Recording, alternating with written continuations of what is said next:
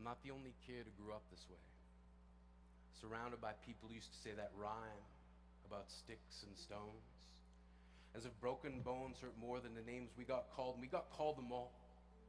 So we grew up believing no one would ever fall in love with us, that we'd be lonely forever, that we'd never meet someone to make us feel like the sun was something they built for us in their tool shed.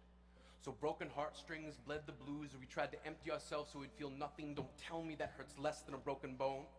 That an ingrown life is something surgeons can cut away, that there's no way for it to metastasize. It does. She was 8 years old, our first day of grade 3, when she got called ugly. We both got moved to the back of class so we would stop getting bombarded by spitballs. But the school halls were a battleground. We found ourselves outnumbered day after wretched day. We used to stay inside for recess because outside was worse. Outside we'd have to rehearse running away or learn to stay still like statues and give me no clues that we were there in grade 5. They taped a sign to the front of her desk that read, "Beware of dog." To this day, despite a loving husband, she doesn't think she's beautiful because of a birthmark that takes up a little less than half her face.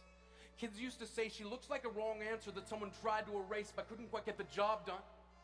And they'll never understand that she's raising 2 kids whose definition of beauty begins with the word mom, because they see her heart before they see her skin, because they've never always been amazing. He was a broken branch grafted onto a different family tree, adopted, not because his parents opted for a different destiny.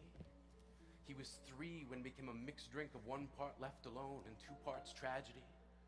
Started therapy in 8th grade, had a personality made up of tests and pills, lived like the uphills were mountains and the downhills were cliffs, 4/5 suicidal, a tidal wave of antidepressants, and an adolescent being called pauper. 1 part because of the pills, 99 parts because of the cruelty.